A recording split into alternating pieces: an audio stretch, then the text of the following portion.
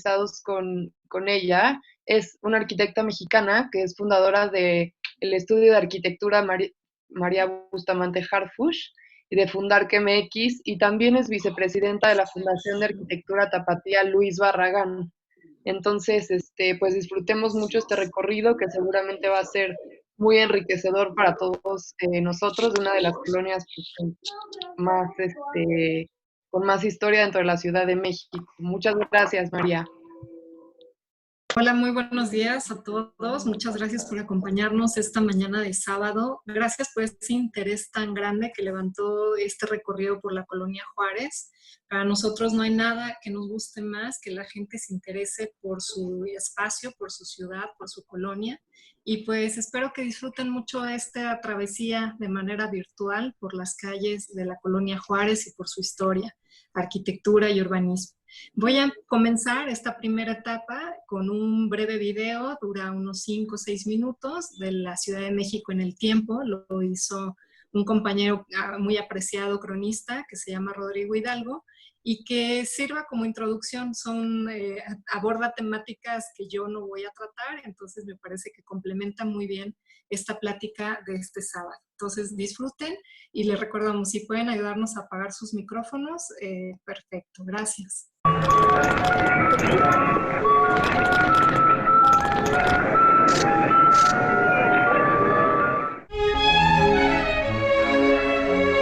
Antes los ejidos de la Horca y la Hacienda de la Teja. Hoy una zona de la capital con tráfico permanente y transformaciones inmobiliarias constantes. Pero algo queda de señorial entre el Paseo de Bucareli y el viejo Paseo de la Emperatriz. La antigua colonia americana, hoy llamada Juárez, fue famosa lo mismo por sus baños que por sus enormes residencias, de las cuales sobreviven algunas como testigos del esplendor de otros tiempos. Bienvenidos a la Ciudad de México en el tiempo.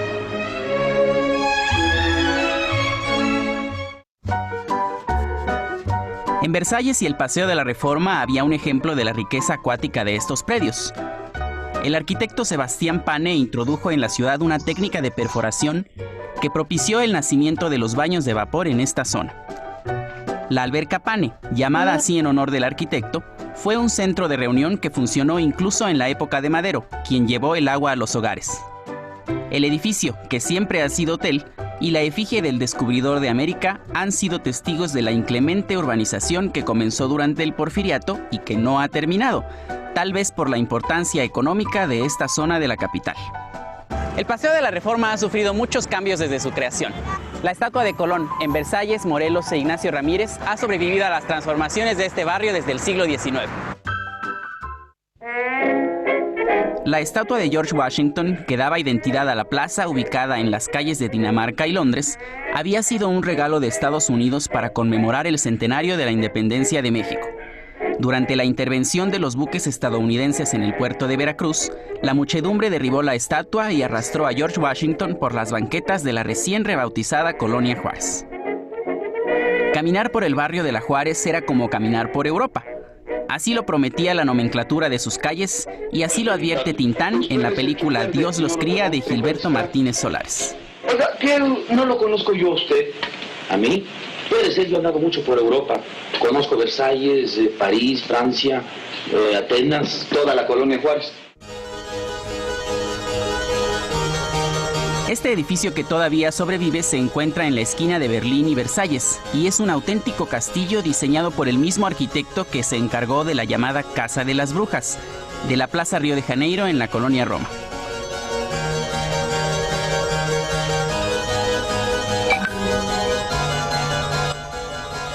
Esta es la calle de Lisboa vista desde la calle de Atenas. La casa que se ve a la izquierda todavía existe. Es una de esas casas que además son algo así como pasajes hacia el pasado. Como la famosa fotografía de la casa de Francisco I. Madero durante los días de la Decena Trágica. Ubicada en la esquina de Berlín y Liverpool, fue demolida después de la revuelta. Hoy una placa conserva la memoria de aquella mansión. La arquitectura de este tipo proseguía por Liverpool hasta llegar a las calles de Bruselas y Roma. Y así llegamos hasta Milán. En lo que fue la Cuarta Calle sobrevive una casa de estilo ecléctico que hoy es la sede del Museo del Chocolate. La esquina de Dinamarca y Liverpool le hacía justicia a su nombre. Este gusto tan sofisticado no escapaba a la identidad barrial de la ciudad de entonces. El Mercado Juárez, que fue durante mucho tiempo el único, se ubicaba en Chapultepec, entre Turín y Abraham González, y fue reemplazado por una estructura más moderna. Lugar de reunión para el ocio, arteria comercial de la urbe y punto de encuentro de los famosos, La Juárez aparece en varias películas, como la segunda de Luis Buñuel filmada en México, El Gran Calavera. Esta es la parroquia del Santo Niño de la Paz, ubicada en Praga y Hamburgo, y es de esos raros ejemplos de estilo neogótico. La escena final del Gran Calavera tiene lugar precisamente en esta calle.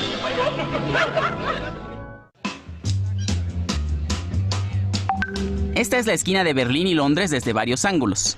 De las enormes residencias que se aprecian en las fotografías, hoy no queda ninguna. Seguramente siempre que pasas por Insurgentes te llama la atención la torre que sobresale entre los edificios modernos. Pertenece a una casa varias veces abandonada y varias veces rescatada que se encuentra en la esquina de esta avenida con Hamburgo y Abre. Su arquitectura original, de autor desconocido, ha sido respetada por la actual remodelación. El actual Museo de Cera se encuentra muy cerca de la Plaza Giordano Bruno y su fachada ha resistido el paso del tiempo. Es un palacio diseñado por el arquitecto Antonio Rivas Mercado, uno de los artífices de la ciudad, para recibir el siglo.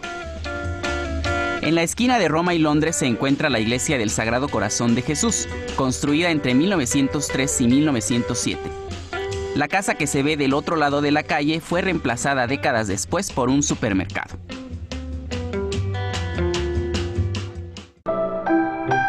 El Cine París fue derrumbado totalmente en el 2007. Ya tenía muchos años abandonado, pero se pensaba rescatar lo que ya no era el edificio original. Ubicado en el corazón de la colonia Juárez, fue diseñado por Juan Sordo Madaleno y se construyó en 1954. Años después se remodeló en un cine de 3 salas que congregaba enormes filas sobre el Paseo de la Reforma. Este es uno de los edificios más raros de la ciudad. Ubicado en una de las esquinas de la avenida Chapultepec, parece una rebanada de pastel. Los arquitectos pudieron aprovechar la reducida estructura triangular que brindó la urbanización de la época. Calles con nombres de ciudades europeas, una arquitectura que le hace justicia a su ambiente y una ubicación privilegiada son características que todavía distinguen a la colonia Juárez. Nos vemos la próxima semana en la Ciudad de México en el Tiempo.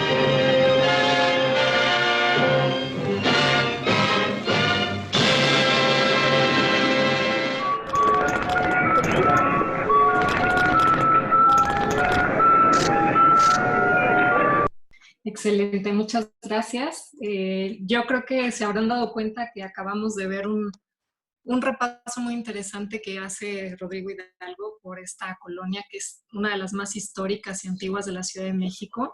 Y pues eso es lo que vamos a recorrer. No, ya les dije, casi no voy a tratar nada de lo que ya vieron en esta breve introducción. Me pareció muy bonita porque también pues, retrata cómo ha sido filmada en distintas películas, varios aspectos históricos. Es muy bonita presentación que hace el Canal 11 a través de estas cápsulas de la Ciudad de México en el tiempo. Ahora sí, vamos a empezar la presentación de esta mañana por el recorrido virtual por la colonia Juárez. Y pues quiero que admiren la belleza de su arquitectura y que entendamos cómo fue el desarrollo urbano de esta colonia tan particular. En primer lugar, habría que imaginar la Ciudad de México como la estamos viendo en este mapa bellísimo, que nos muestra cómo la ciudad estuvo durante siglos muy acotada a ese islote que conocimos como Tenochtitlán, rodeado por lagos y que prácticamente fue su extensión por más de 4 siglos. Así se va a preservar hasta muy entrado el siglo XX, a inicios del siglo XX. Aquí lo que pueden ustedes observar es que la ciudad empieza a tener varias avenidas, como si fuera de manera radial alrededor de la traza urbana original, y que son caminos que van a conectar con todas las direcciones posibles, al norte con la villa, hacia el poniente con Tacuba o Tacubaya, hacia el sur con Tlalpan o Coyoacán, y hacia el oriente con Iztapalapa, aunque era pues, prácticamente a través del lago. Lo que podemos empezar a ver, que una de las conexiones más importantes se da hacia Chapultepec, que lo ven a la izquierda, ahí se enuncia, se dice la palabra, y que va a ser en un principio por el acueducto, que por siempre va a abastecer de agua a la ciudad, pero también va a ser por la avenida que al principio se va a llamar Avenida de la Emperatriz, después Avenida Imperial y finalmente pues el Paseo de la Reforma. Va a ser un punto de expansión de la ciudad muy importante. Entonces, en ese triángulo que se ve, que se forma por el acueducto de Chapultepec, es en donde va a forjarse esta nueva colonia de la que vamos a hablar hoy. Entonces, en este plano que ven de 1866, la ciudad, les digo, sigue totalmente acotada. Todo lo que hay alrededor o son lagos o son haciendas. Y la propiedad privada realmente durante todavía todo el siglo XIX va a estar fundamentalmente en manos de funcionarios, de comerciantes, también de la iglesia. Se dice que casi el 50% del territorio urbano que existía en ese momento pertenecía a la iglesia. Y eso genera la ley de 1867, cuando se le empieza a expropiar mucho del territorio a las distintas órdenes eclesiásticas, como con este fin de poder utilizar sus terrenos para el futuro desarrollo de la Ciudad de México. Un poco injusta esa ley, pero es la que realmente provoca ese cambio y ese progreso de una ciudad que ya no tenía hacia dónde expandirse. Ustedes saben que realmente va a ser hasta, pues ya ha entrado el siglo XX, a partir también de la Revolución Mexicana, que las haciendas que estaban a su alrededor, yo creo que ustedes conocen varias o han escuchado mencionar varias de estas. Puede ser la Hacienda de los Morales, que hoy ocupa como 30 colonias hacia el poniente de la ciudad, como puede ser Polanco, las Lomas de Chapultepec, Anzures, etcétera. O así la colonia de la Condesa, que hoy ocupa pues varias colonias como la Escandón, la Hipódromo, la Condesa, parte de la Roma. Y así todas estas haciendas nos rodeaban alrededor de esta traza urbana original. Entonces, con la revolución, este potencial de comprar terrenos en los alrededores empieza a ser el atractivo número uno. Habría que imaginar que en el siglo XIX, realmente lo que va a ser la economía del siglo XIX van a ser, por una parte, los ferrocarriles. El 30% de la economía estaba en esa inversión. Ustedes saben que es Porfirio Díaz quien hace la mayor cantidad de vías de ferrocarril para conectar la capital con todo el país. La otra, el 24% estaba de la inversión nacional, estaba en la minería, en la metalurgia. Ese era el mayor potencial. Y después había también algunos servicios públicos y un porcentaje menor en lo que eran los bienes raíces, cosa que hoy en día está totalmente a la inversa, ¿no? Hoy los bienes raíces ocupan uno de los mayores ingresos económicos de las ciudades, en particular de México. Y curiosamente casi el 40% de esta economía estaba o radicaba en extranjeros. O sea, muchísima población había venido a México para impulsar nuevas industrias, nuevos comercios de todos lados del mundo, de Londres, de Inglaterra, de España, de Francia, de Estados Unidos, y ese era el capital mayor que se estaba invirtiendo en el país. Entonces, habría que imaginar que, nada más para que se den una idea, que entre 1858 y 1900, o sea, ese medio siglo, del siglo XIX al XX, la población se duplica de 200,000 habitantes a 471,000, casi medio millón de habitantes. Imagínense que esa duplicidad pues hace que ya el territorio originario pues se vuelva muy difícil, ¿no? Ya o con mucho hacinamiento o con muy pocas posibilidades de desarrollo y de construcción de viviendas para esta población creciente. También habría que imaginar que en este mismo periodo de tiempo, la ciudad que vemos acotada como a unos 9 kilómetros cuadrados, lo que es hoy el centro histórico de la Ciudad de México, crece a 40 kilómetros cuadrados. O sea, es una cosa exponencial que nadie imaginaba que iba a crecer tanto, iba a desarrollarse tanto.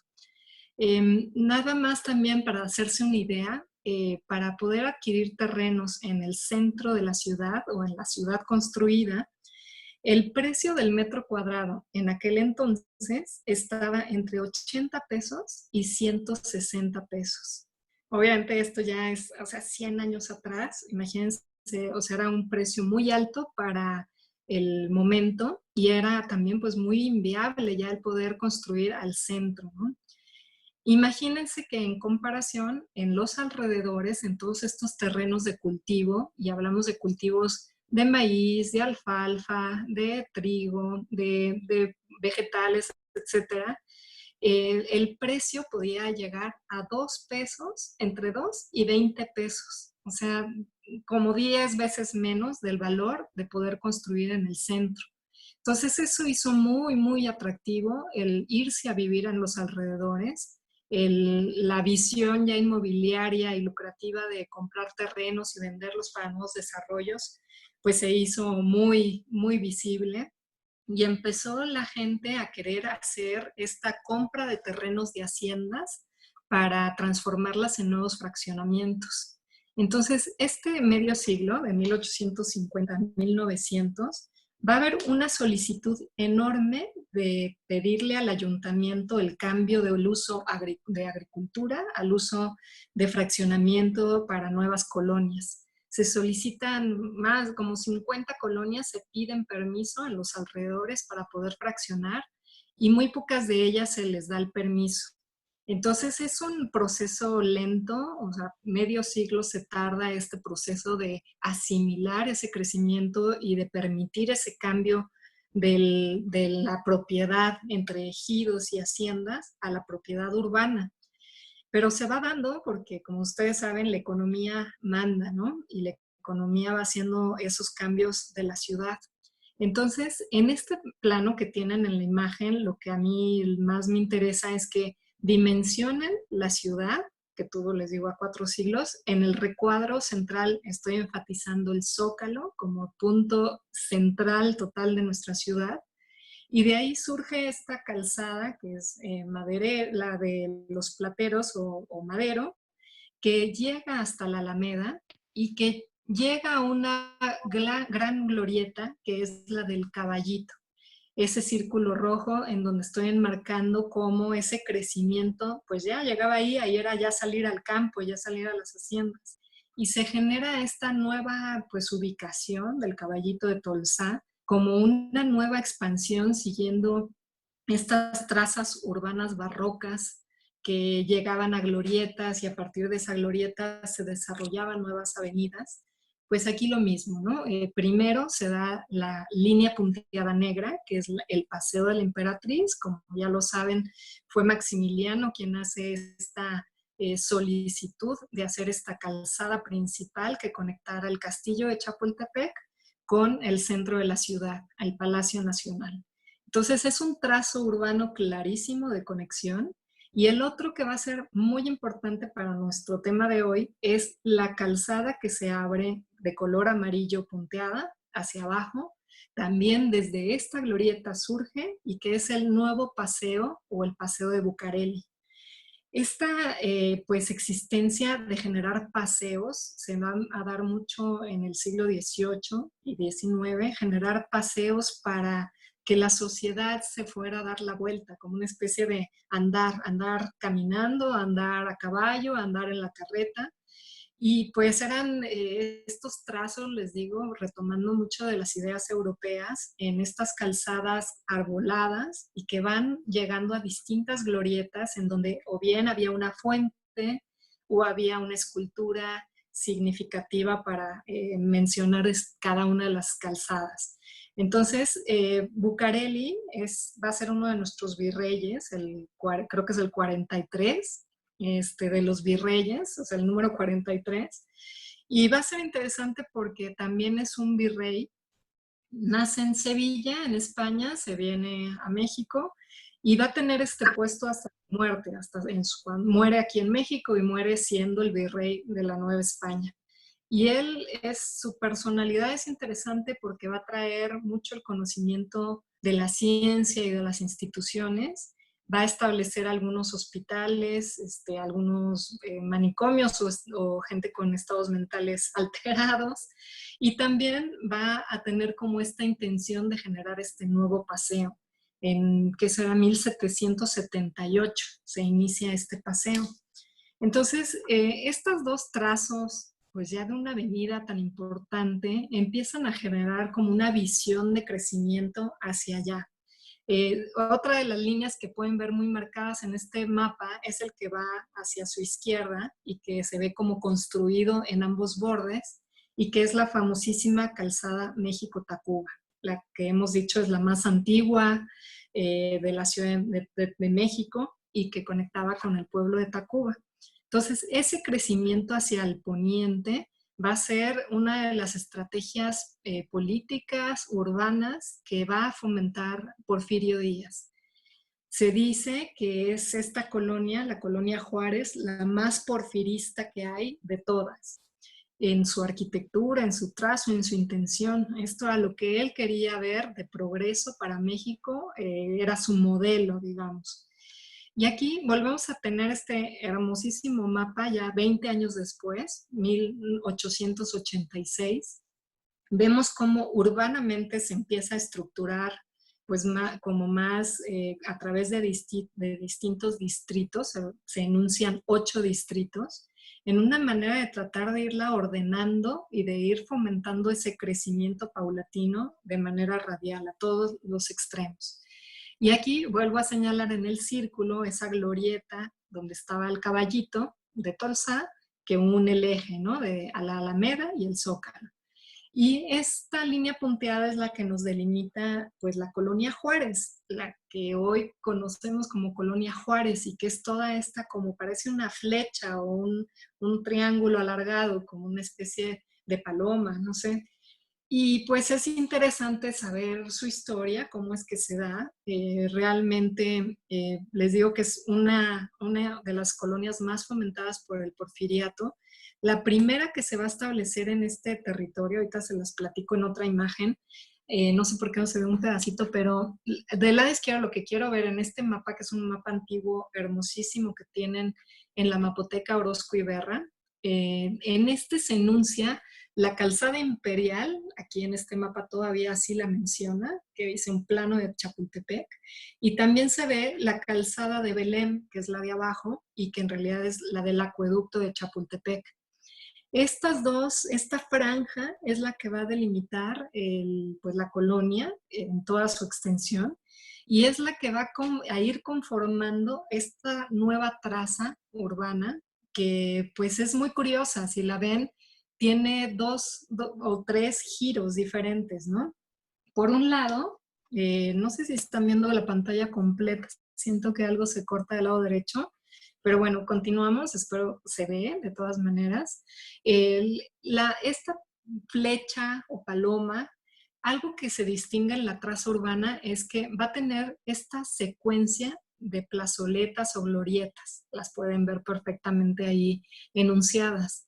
Por otra parte, primero las que van de Bucareli, esa traza urbana, se hace como en paralelo a la avenida, ¿no? Y las manzanas se leen siguiendo a Bucareli. Y sin embargo, el resto de la traza urbana también se hace paralela, pero al Paseo de la Reforma. Y eso genera que haya como un cruce de trazas urbanas, que de pronto parezca como un poco de rompecabezas que se ajustó un poco forzadamente. Y eso genera algunos triángulos o algunas plazoletas, de pronto recorriendo la colonia Juárez, que quedaron por esa intersección de trazas urbanas. Otra cosa que es interesante mencionar es que una de las solicitudes a los nuevos fraccionadores era que tenían que hacer que la traza urbana continuara con otras trazas que ya existieran. Si ya había un camino, por decir Avenida Chapultepec ya existía, se tenía que respetar y se tenía que conectar con el resto. Lo mismo Paseo de la Reforma o Bucareli, o sea, ya había que respetar eso. Y si había otros caminos, había que continuarlos para que justo la ciudad, conforme fuera creciendo, fuera teniendo estas vialidades que conectaran de manera fluida y no que se volviera cada colonia como un gueto o una parte cerrada.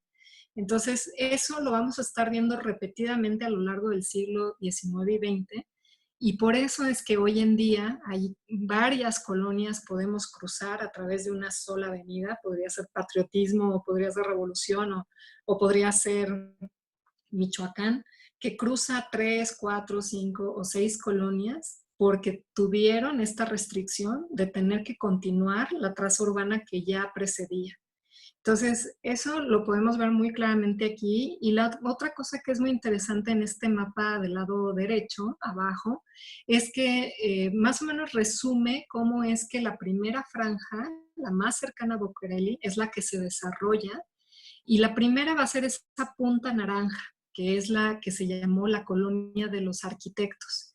Es la primera que se funda en 1857. Y se dice que la intención era que lo compraran arquitectos, estos terrenos, desarrollaran arquitectura que estaban aprendiendo en la Academia de San Carlos, muy influenciada por todo el estilo europeo, y que fueran el ejemplo o el estandarte para el tipo de colonia que se quería. No sucedió así, se dice que sí compraron terrenos arquitectos, pero que más bien los revendieron y no hubo tanto un desarrollo como se esperaba. Sin embargo, muy rápidamente se desarrolla la colonia Bucareli, que son las colonias, las manzanas en color verde, porque obviamente siempre tener una colonia que da a una avenida principal o tener una casa que da a un paseo es un privilegio.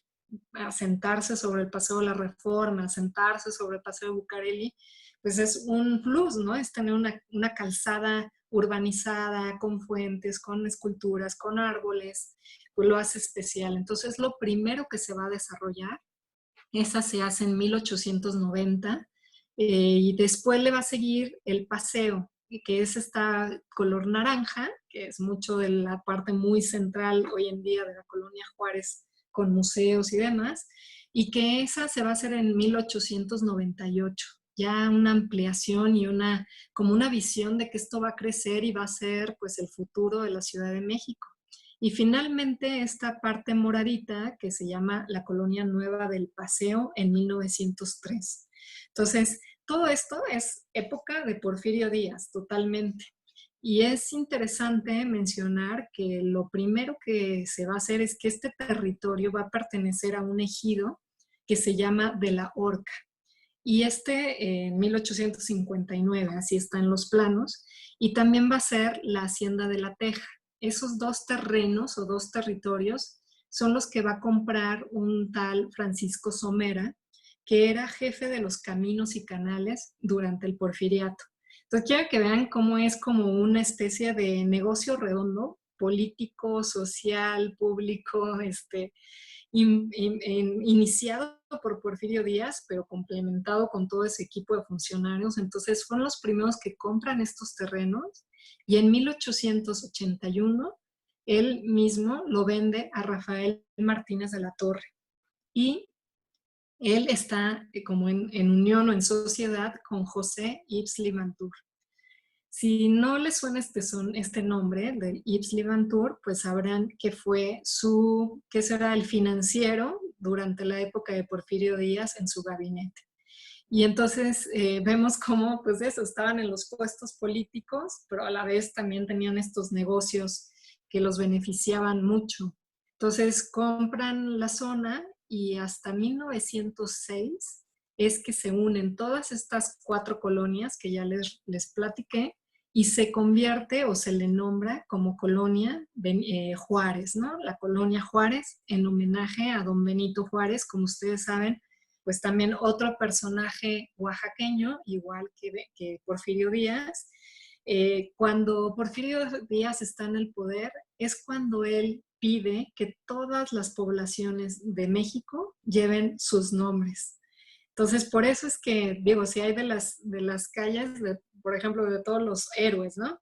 Por eso es que tantas calles llevan el nombre de Porfirio Díaz y de Benito Juárez a lo largo del país.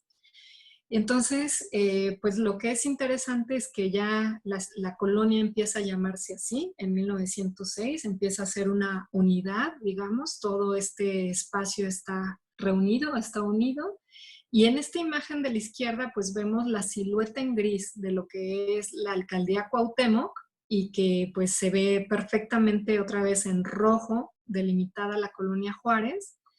Y del lado derecho lo que les quise mostrar es esta traza urbana que pues se ve como, le llamamos mucho de fondo y figura a este tipo de diagramas en donde lo negro es lo que está construido y lo blanco es lo que no está construido. Entonces resaltan más lo que son calles o plazas o parques y lo demás es la construcción. Interesante que 54%, parece muy denso, ¿no? Se ve como muy ocupado o muy negro, sin embargo el 54% está construido y el resto es área libre, área para calzadas, área para parques, etc. En el caso de la colonia Juárez no hay parques más que algunas plazas, los parques están perimetrales fuera de ese centro.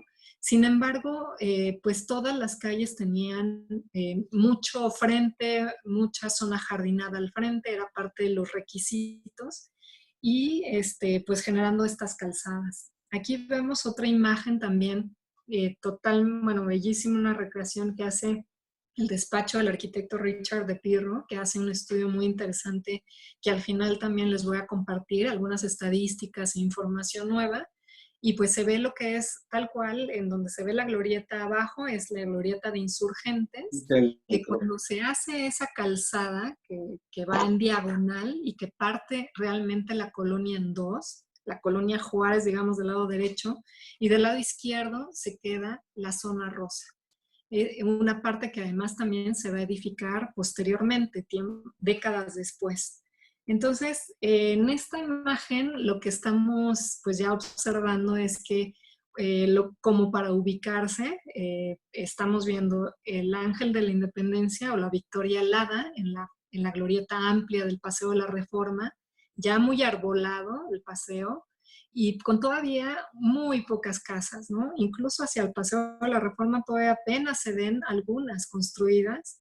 Y del lado derecho, ese círculo en rojo es la glorieta de Dinamarca y Londres. Una de las, pues, principales, les digo, es uno de los pocos espacios, diría yo, públicos, casi una especie de plaza-jardín para la colonia, y que para todos, pues, será un referente. Yo creo que es muy reconocida esta glorieta, este paso.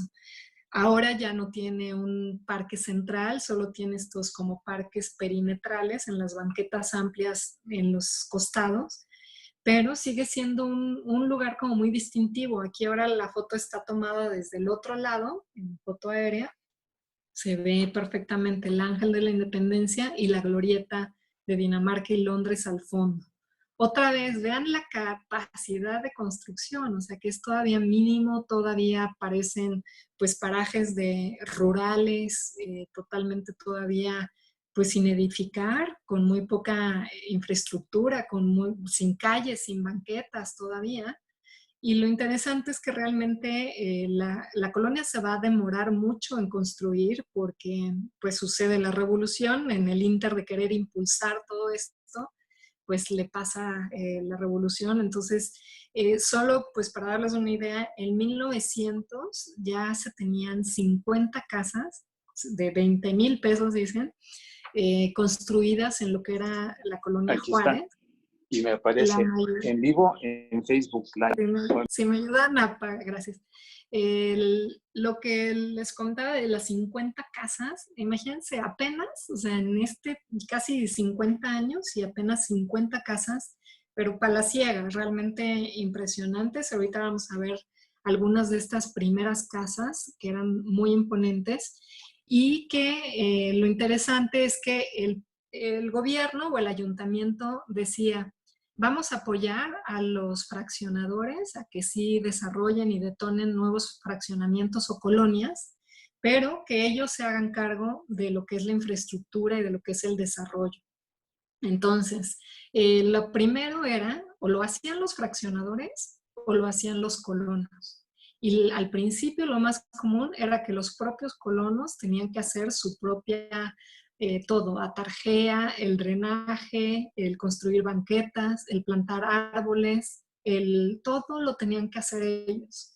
¿Y cuál era el incentivo? Como para ello, les decían que sí, el gobierno se los iba a reembolsar todo eso que invirtieran en un plazo de 10 años. Entonces, así sucedió mucho de la colonia Juárez.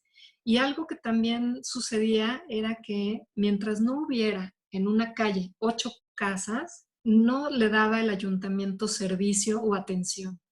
Me refiero a la limpieza, a recoger la basura o a la iluminación y el alumbrado de las propias calles. Entonces tenía que haber una sección construida por mínimo 8 casas para que esto sucediera. Entonces, imagínense, eran procesos lentos y tortuosos, yo creo, también un poco. Sin embargo, había esta pues la idea o la visión idílica de irse al campo, de tener mansiones, residencias, palacios en medio pues del campo, con grandes jardines, con una expansión así increíble de los espacios interiores, con una visión de futuro y de imitar mucho estos estilos europeos con toda pues, la comodidad que tenían las casas.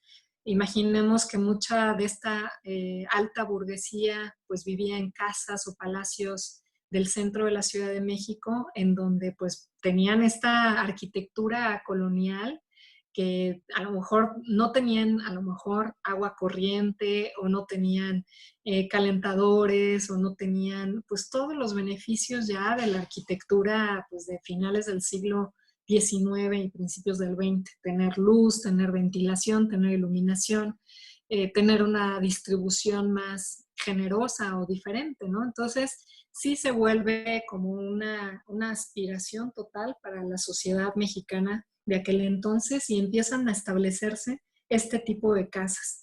A mí me impacta, realmente son fotografías que nos sorprenden, que uno no puede creer que así haya sido. Y pues luego uno lo va constatando porque sí quedan casas de esta grandiosidad todavía hoy, dispersas en todo el territorio de la colonia Juárez. Entonces vean la arquitectura, es una arquitectura, les digo, muy inspirada en distintos estilos historicistas y le llamamos todos ecléctico. Ecléctico es cuando combinas muchos estilos y los juntas todos en un mismo edificio. A lo mejor puede tener balaustradas de estilo francés, a lo mejor tiene unas ventanerías de estilo mudéjar o a lo mejor tiene un torreón de estilo alemán o italiano. Entonces, combinan todos los elementos y hacen estas composiciones que eran la manera de enseñar arquitectura en aquellos tiempos. Y pues surgen palacios de esta escala. Quiero decir que no mencioné, pero al principio la colonia Juárez se quería llamar la colonia americana y era porque se quería fomentar que la mayoría de sus residentes fueran esta colonia de americanos, que ya había una gran cantidad viviendo en México. Y como les digo, tenían una gran fuerza de capital y de inversión en el país. Entonces, así se le quiere llamar al principio.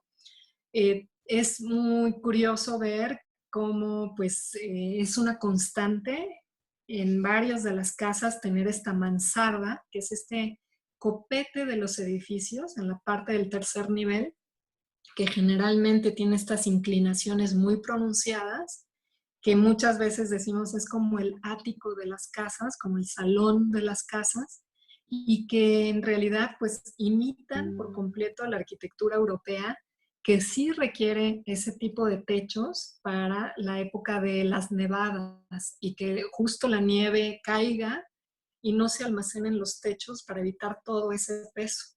Entonces es algo que tal cual es una copia, una imitación de querer retomar el estilo, aunque funcionalmente no era necesario.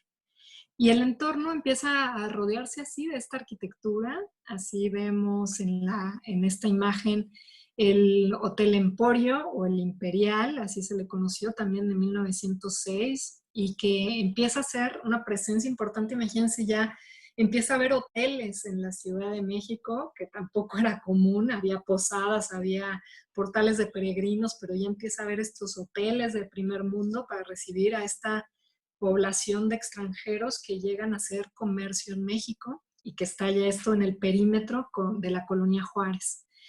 Y pues seguimos con estas postales que son increíbles, que uno no, también les digo, no puede creer que esto es la Colonia Juárez, pero de pronto vas encontrando constancias que te la verifican. Esta es la colonia, la calle Berlín. Como la vemos pintada, iluminada, todavía creemos que menos es real o es posible, pero sí lo es. Y aquí estamos viendo la Casa de Madero, que también tenía pues ese estilo arquitectónico. Es una de las casas que se ven agredidas fuertemente durante la escena trágica, que pues todo le cae bombas y de todo y se incendia y hay un gran alboroto en la ciudad. En primera, porque hayan atacado la casa de don Francisco I. Madero, y en segunda, porque temían que ese incendio se expandiera a toda la colonia. Y aquí estamos viendo otra vez estas postales increíbles, bellísimas, que nos muestran pues una arquitectura, les digo, de todos los estilos combinados. Vean cómo predomina el uso de la mansarda en la parte superior y cómo están teniendo esta presencia de una escala urbana muy acotada, muy medida, de ciertos niveles, de ciertos pisos, y cómo todo está perfectamente ordenado. O sea, las banquetas, las luminarias son las mismas que se estaban utilizando en el centro histórico. Aquí se vuelven a traer, se ve una homogeneidad y una armonía en los jardines y en la arquitectura.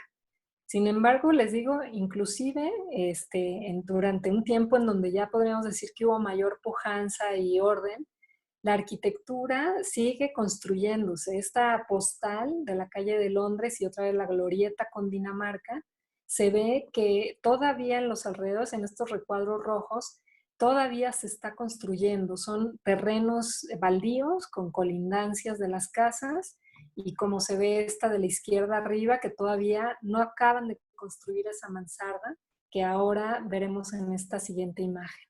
Entonces ya esa anterior empieza a ser este tipo castillito medieval que empieza a imitar distintos estilos. Vemos otra imagen de la calle de Londres, que es quizás hoy una de las más visitadas porque es donde están los museos. El Museo de Cera, el Museo de Ripley, y muy cerca el Museo Mucho. Entonces es una calle que recorremos muy constantemente y que ha sido transformada tremendamente.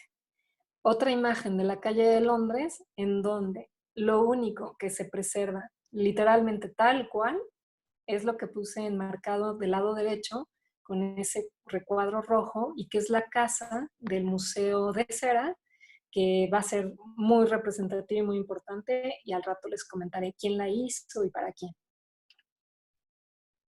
Y estos árboles, ¿no? Que también, la gente misma fue plantando. Hoy en día la mayoría son truenos, estos árboles que no crecen tanto su fronda, a lo mejor suben unos 4 o 5 metros y se mantienen así pequeños, pero que tienen mucha raíz, sin embargo no levantan tanto las banquetas. Y bueno, la colonia Juárez va a tener un suceso muy fuerte y de cambio en su urbanización y en su desarrollo a partir del sismo que hace de 1985, que hace que también, como muchas de las colonias centrales, se vacíe de su población casi a la mitad. Estamos hablando que más o menos la habitan 14,000 a 15,000 habitantes, y que en ese momento del sismo, pues casi todas las colonias de la zona, Roma, Condesa, Hipódromo, Juárez, Cuauhtémoc, Santa María la Ribera, se vacían casi en un 50%. Entonces, esto pues obviamente afectó mucho el patrimonio, mucho temor de vivir en la zona, pero generó un cambio también en todo en su desarrollo hacia el futuro. es la transformación de espacios. Muchos de estos se restauraron, se reciclaron, se regeneraron, y muchos también se derrumbaron y se construyeron nuevos torres y nuevos edificios. Aquí lo que pueden ver en esta imagen es un mapa que preparamos para como hacer este recorrido juntos. Son 11 lugares, más o menos los vamos a ir repasando. Es como si lo hiciéramos caminando por el lugar, de lugares y edificios que son pues muy significativos de la colonia, aunque en todo el espacio hay mucho que ver y que apreciar. Este es el edificio Gaona.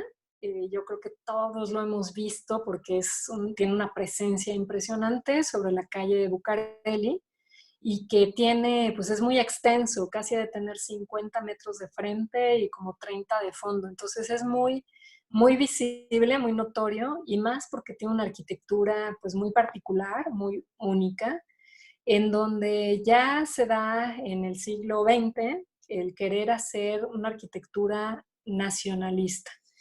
Estamos dejando como 100 años de independencia, estamos dejando la revolución y estamos queriendo encontrar nuestra propia personalidad en cuanto a la arquitectura.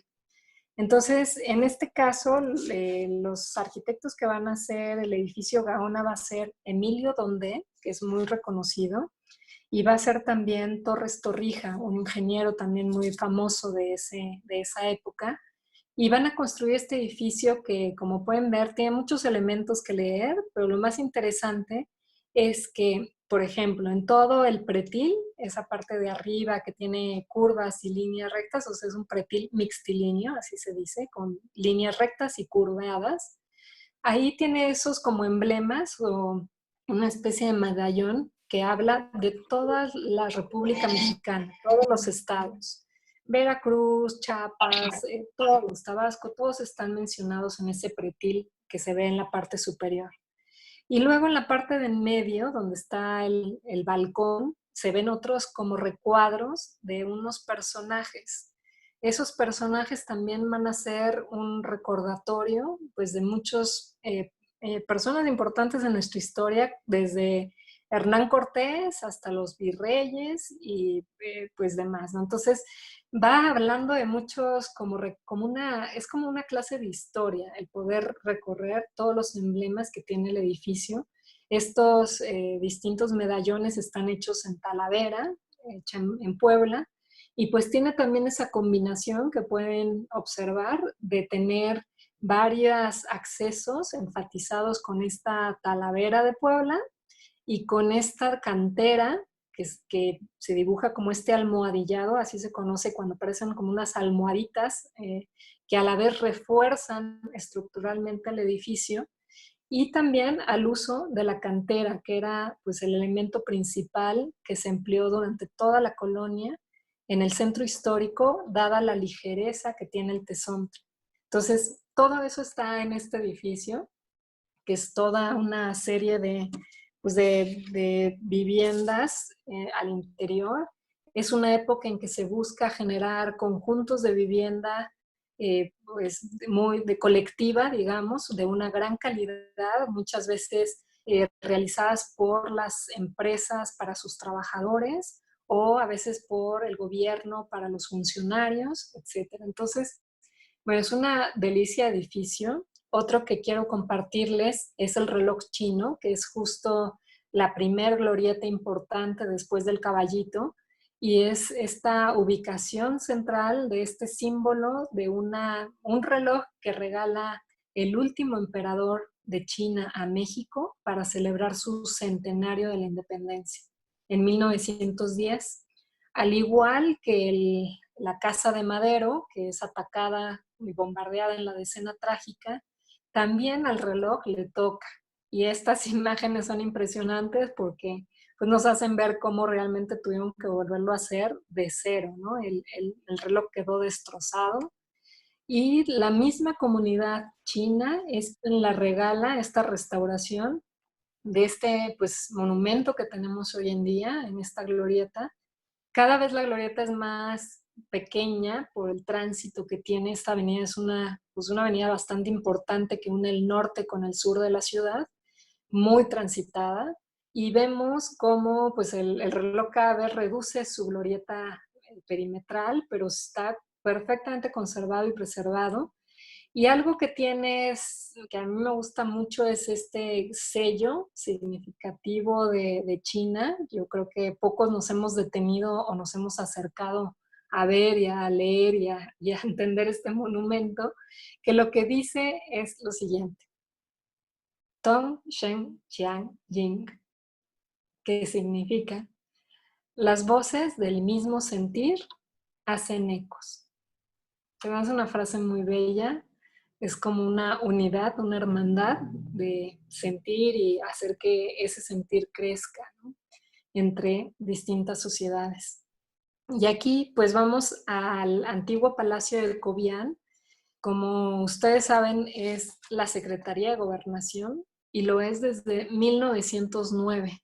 Este edificio lo construye este personaje, Felicio Cobián, que va a ser un algodonero importante en esa época de Porfirio Díaz, muy rico, muy poderoso, que se hace construir este gran palacio. Imagínense la escala, el poder, ¿no?, o sea, que había para edificarse esta gran mansión.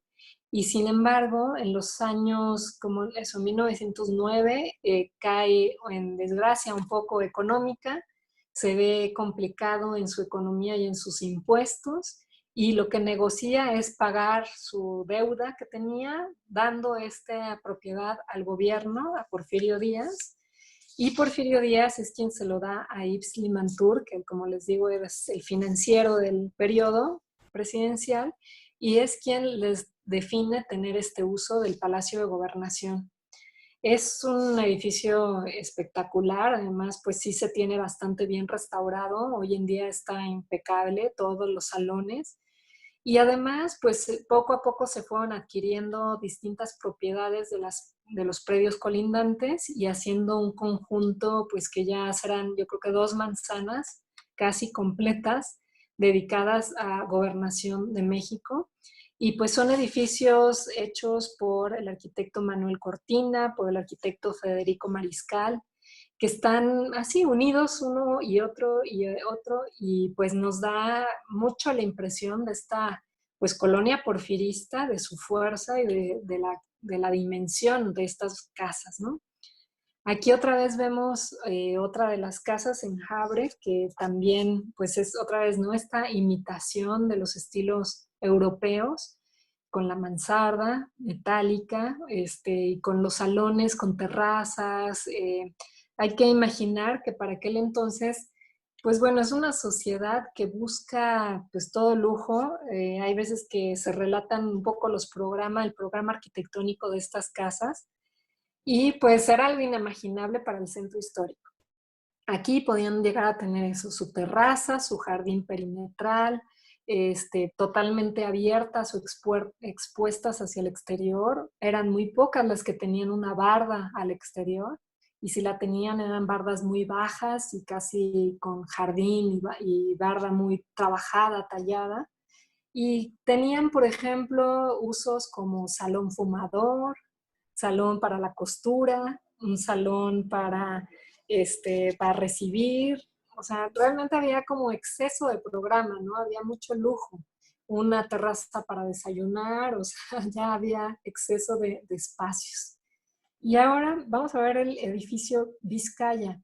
Este edificio también se dice que se construye para los trabajadores o funcionarios del periodo de Porfirio Díaz. Es un conjunto espectacular, realmente es bellísimo cómo pues hace este espacio tan increíble de dimensión, de espacio, de tamaño. El edificio Vizcaya se empieza a construir en el periodo de Porfirio Díaz, pero se va a culminar hasta 1924. Ya casi va a cumplir 100 años.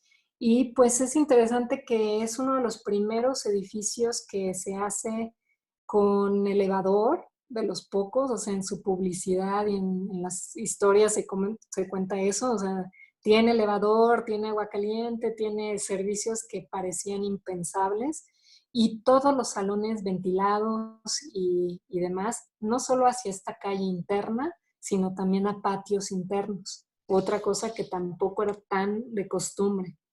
En este caso, estamos hablando de departamentos que llegan a medir 200 metros cuadrados, o sea, grandes.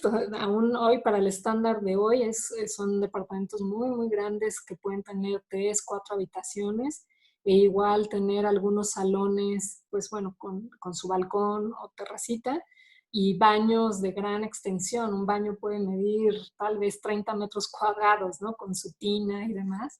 Y su cocina y todo ya en una visión pues más actual, de la que tenemos más actual de las viviendas.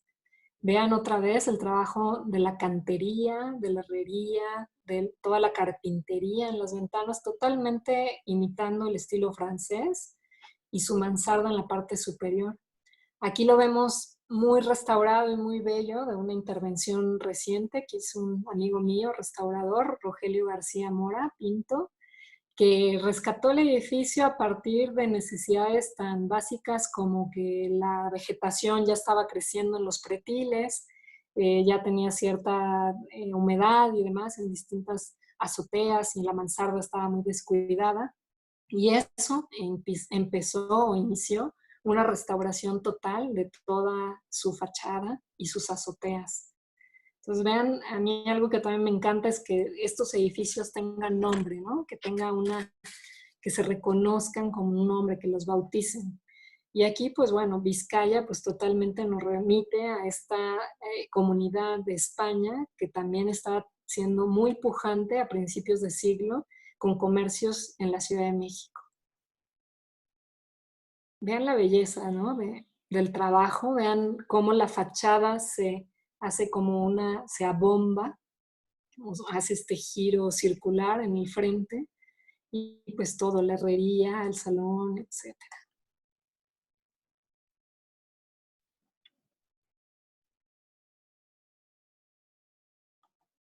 En este edificio han filmado muchos comerciales, muchas películas, es muy, muy bello. Y otro que también está sobre el Paseo de Bucareli, la avenida Bucareli, es que muchos le llamamos el edificio Mascota, pero otros le llaman el edificio del Buen Tono, o de distintas maneras, pero este edificio en particular lo va a hacer el ingeniero Miguel Ángel de Quevedo en 1912, y es interesante porque también es de estos edificios que hace un propietario, un empresario muy fuerte de finales del siglo XIX, que es Ernesto Pujibet. De hecho, hay una calle en su nombre, y donde estaba la XCW cercano está otra casa que también se llama así, del Buen Tono, que también era para sus empleados, y junto está otra iglesia con la plaza del Buen Tono, que también hizo Miguel Ángel de Quevedo. Este edificio tiene la particularidad de que está prácticamente prefabricado. O sea, casi todos los elementos se prefabricaron y se construyeron o se armaron en sitio. Las balaustradas, los balcones, incluso pues se comenta que tiene una cimentación muy interesante para hacer que no tuviera tanta hundimiento diferencial por el terreno, y pues realmente se conserva perfecto. Si uno va hoy en día, pues prácticamente no tiene grietas, no, se preserva muy, muy bien. Y la particularidad arriba dice, ¿no? 1912, 1919, otra vez la revolución generó un espasmo, ¿no? En el desarrollo inmobiliario y en la costumbre de lo que se estaba desarrollando en el momento. Y lo interesante también es que se generan 3 entradas diferentes, cada una tiene un nombre diferente. La Mascota es el que les he platicado, pero también hay otra entrada que se llama Gardenia y otra que se llama Ideal. Y estas son las 3 marcas, incluso ahí dice La Mascota S.A. Eran marcas de distintas empresas que había conformado Ernesto Pujibet, que estaban sobre todo enfocadas a hacer cigarros. Entonces, cada una de las marcas se leen en el propio edificio, y es el acceso principal a cada uno de estos callejones que llevan a... Hay un tipo de vivienda que da a la calle, y hay otro tipo de casa o de vivienda que da hacia el interior. Y es de estas maravillas que uno encuentra en nuestra ciudad, con estos patios internos privados, en donde se accede a una serie de casas al interior que llegan a tener pues 2 niveles con un sótano y que tienen pues todas las comodidades que no se habían visto antes en la Ciudad de México. Y como observan, o sea, también todo el detalle, incluso, por ejemplo, la gárgola que ven del lado derecho, esta lámpara que cuelga con una esfera y que ilumina la entrada, también son elementos prefabricados que incluso se podían comprar por catálogo y simplemente insertar. Y es un trabajo muy bello, muy elegante y sencillo, el tabique aparente, el concreto prefabricado aparente y los elementos compositivos. Quiero recordarles que incluso durante todavía a mediados del siglo XX todavía había mucho esta indefinición entre la carrera de ingeniero y la carrera de arquitecto. Lo mismo hacían unos que otros y por eso es que el ingeniero aquí, Miguel Ángel de Quevedo, hiciera un edificio con una arquitectura pues tan bonita y tan bien delimitada porque era como se enseñaba en aquel entonces. Y aquí en esta imagen, bellísima también, se ve esta ya evolución de la Ciudad de México a los años 50, cuando ya empieza a ser una población así quintuplicada exponencialmente en el número de habitantes, en el transporte, y empieza a cambiar nuestra manera de ver la ciudad, empieza a hacerse los ejes viales. Si se fijan aquí, Bucareli, donde se ven todavía camiones y coches, ahí por donde está el letrero de Cerveza Corona, todavía tenía doble sentido. Unos coches podían ir hacia el centro y otros de salida del centro. Y es muy interesante porque pocos años después es que se empiezan a generar los ejes viales, a hacer que ya las avenidas vayan en un solo sentido porque el transporte se duplicó y lo hacían más eficiente, y hacer que las glorietas, que aquí todavía se lee el movimiento de la glorieta, incluso el trolebús está como dando la vuelta a la glorieta, pues empiezan a desaparecer, empiezan a olvidarse estas glorietas, estos hitos y estos monumentos que unían avenidas importantes. Aquí en esta imagen lo que ven es el conjunto arquitectónico Berlín-Versalles, porque son sus calles y es justo un terreno triangular, en donde hay esta arquitectura pues también bellísima, totalmente de tabique aparente, y que mucha gente pues dice que inspirada en arquitectura alemana por esta especie de gorros como de bruja, ¿no? Que vemos en algunos edificios. Hay otro en la colonia Juárez y hay otros en la colonia Roma, que son del mismo arquitecto que ahorita no me acuerdo, ahorita luego les digo. Y vemos la imagen del antes y del hoy. Realmente el edificio también tuvo una intervención reciente para convertirla en departamentos de muy buena calidad y preservando al máximo su estilo arquitectónico. Aquí vemos el Templo del Sagrado Corazón de Jesús, que se dice que fue financiado y promovido por una comunidad húngara que llega a la zona. Y también pues va a ser uno de los emblemas de la colonia Juárez, muy céntrica, muy cerca otra vez de este triángulo de los museos que se ha ido formando y que pues tiene una arquitectura muy sencilla, un poco neogótica, pero muy bella y pues es de las pocas iglesias en la zona, ¿no? En la zona 1907. Y aquí es donde empezamos, digo, con esta fotografía aérea, esta silueta que toma la colonia Juárez, les digo, ya no es la pluma completa, porque yo quisiera dejar del lado izquierdo pues, la zona rosa como otra, ya es otro lenguaje, otra arquitectura, otros usos, servicios, pero como papalote, que se toma una forma de rombo, pues es realmente la parte más histórica, más antigua, con arquitectura que todavía se preserva de la original, y que está teniendo como mucha pujanza de nuevos usos culturales, educativos, museísticos. Y como les digo, no hay parque adentro, sin embargo hay varios alrededor. El Jardín del Arte, el Monumento a la Revolución, la propia Alameda, la Ciudadela, que está prácticamente cruzando una cuadra, y la Plaza Río de Janeiro. Todo esto estamos hablando de 1,5 kilómetros de poder recorrer caminando. Y en este papalote se han ido estableciendo pues muchos monumentos históricos, museos, bibliotecas, teatros, hoteles, galerías. Muchos yo creo que las conocen y los ubican. Y eso le ha ido dando un valor muy especial a esta colonia, les digo ya centenaria, y que pues es lo que es importante es seguir haciendo hincapié en que tiene un gran patrimonio que proteger y armonizar, porque en algún momento se fue perdiendo, ¿no?, este valor y este carácter de la colonia.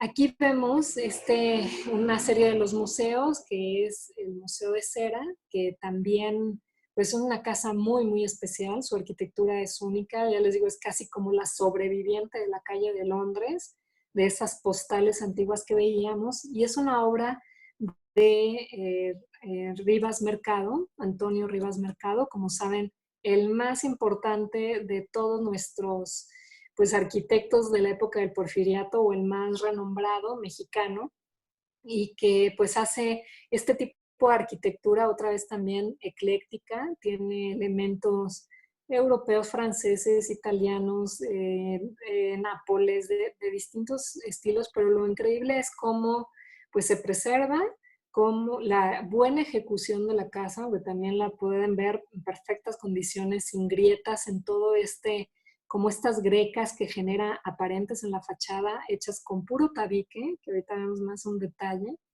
perfectamente sin grietas, ¿no? El almohadillado en las columnas, que otra vez les sirven de composición estética, pero también estructural. Y vemos pues la mansarda característica otra vez, y es una de las obras arquitectónicas realmente más significativas de la colonia Juárez hoy en día, y que afortunadamente están en uso público, ¿no?, que todo el mundo lo podemos visitar. A pesar de que el interior está muy transformado para el uso del Museo de Cera, y que hay más énfasis en los propios personajes en cera, sin embargo es un espacio que podemos recorrer y entender cómo eran sus escaleras, cómo era su escalera de servicio, cómo eran las alturas de los espacios, ¿no?, los balcones, las ventanerías, y esto se puede ver aquí. También el otro museo muy reciente tiene la misma edad que nuestra fundación, Fundark MX. Nacimos al mismo tiempo, el mismo mes, en marzo del 2012. Surge el Museo del Mucho, el mundo del chocolate, el Museo del Chocolate, que va a nacer por iniciativa privada, que es algo que me encanta, y me encanta decirlo porque si de por sí los museos públicos se ven en crisis, más en estos momentos como el que estamos viviendo, de no poder tener acceso, que las taquillas estén cerradas, pues que no tengan esos ingresos, pues imagínense, pues mucho más difícil para un museo que es privado.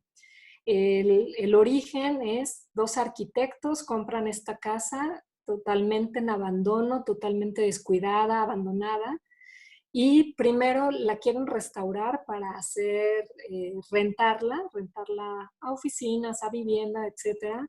Y en el proceso, pues van ideando este museo del chocolate por un amor a la historia, por un amor a México, decir cómo es posible que México, que de donde surge el chocolate, no tenga un museo, como lo tienen ya países del mundo, lo tienen casi todos, o sea, Dinamarca, Suiza, todos los países tienen un museo del chocolate, y nosotros, que lo generamos, que es donde nació, que es donde creció, que era nuestra moneda de cambio, no tuviéramos un museo, era como una tristeza. A pesar de promover la idea de museo con el gobierno y con instituciones culturales públicas, no tuvieron el apoyo, y tampoco a veces incluso de empresas para poder llevarlo a cabo, pero pues ya ese proyecto les había ganado el corazón y la pasión, y lo detonaron y lo hicieron. Y han tenido estos años pues de lucha y de esfuerzo, y de hacer que hubiera visitas de los alumnos de las escuelas al museo, y tienen una actividad pues muy interesante, con mucha acción diversa para valorar su historia, para valorar el chocolate desde muy distintos aspectos. E incluso aquí, por ejemplo, en esta foto, en una celebración de aniversario, pues se hicieron varias actividades, entre ellas se invitó a jóvenes a hacer taller de hacer el chocolate desde el origen, o sea, hacer esta mezcla que se requiere, hacer figuras en molde, en este caso la figura principal era hacer bloques como de Lego, para luego construir con los chocolates ya solidificados, construir una ciudad. Entonces, yo quiero invitarlos ahora que puedan y que podamos volver a retomar un poco las actividades, pues eso, apoyar este tipo de instituciones que requieren de nosotros, ¿no? De nuestro apoyo para que sigan adelante e involucrarse en sus actividades que son muy interesantes. Y lo mismo ha sucedido con distintos edificios que ya no siendo vivienda, porque también imagínense, hay unos palacios en este tipo de casas que son enormes e inviables de mantener o de poder vivir en ellas por su escala. Hemos cambiado las costumbres, han cambiado la economía. El predial de estas casas es tremendo, como para que sea de una sola persona ese pago, ¿no? Entonces, varias han estado cambiando a usos, como en este caso de galerías. Estas galerías se llaman Marzo, que es mucho de arte contemporáneo. Y así hay varias iniciativas de cambiar de uso para que el inmueble pueda seguir subsistiendo y pues idealmente con buenos usos, ¿no? Ese es lo principal.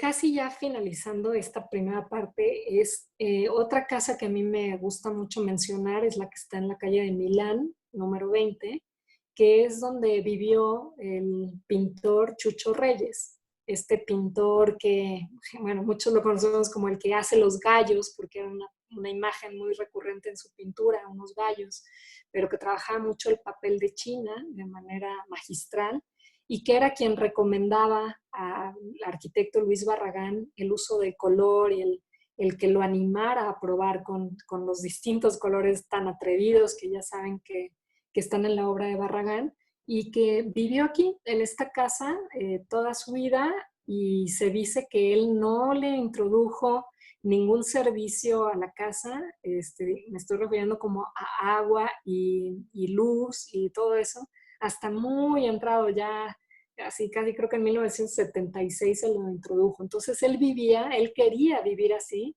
y decía que quería vivir eso, sin luz eléctrica, como con la mayor, así, lo menos necesario, ¿no?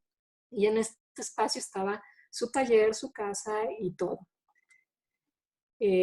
Finalmente, pues esta siguiente parte, lo que quiero decirles es que para nosotros la Fundación Fundarque MX y para Reurbano también, es muy importante la preservación del patrimonio cultural de la Ciudad de México, el patrimonio arquitectónico, urbano y natural.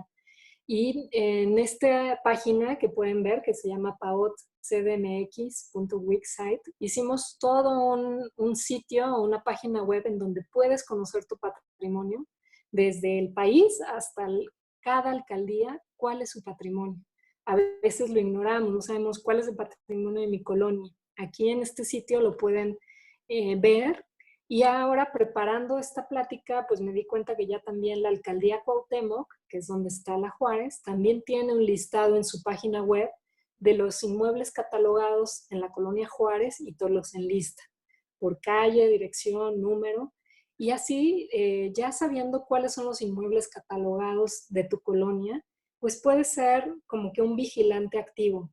Si hay nuevas obras en una casa vecina, si están demoliendo un patrimonio, puedes hacer una denuncia o pedir información de si lo que se está haciendo es correcto y se está a lo mejor interviniendo para bien, a lo mejor se está restaurando para bien, o a lo mejor no, y entonces tú también puedes ser los ojos de cuidar nuestra ciudad hacia el futuro.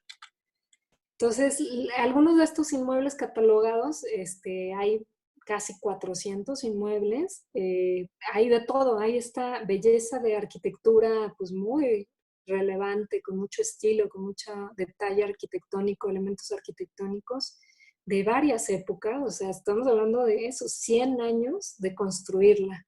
Entonces, hay una combinación de estilos que ya muy notoria, o sea, ya no es esas postales del origen, es una intervención de muchas manos, muchos arquitectos, muchos estilos arquitectónicos, años 20, 30, 40, todo se puede leer aquí.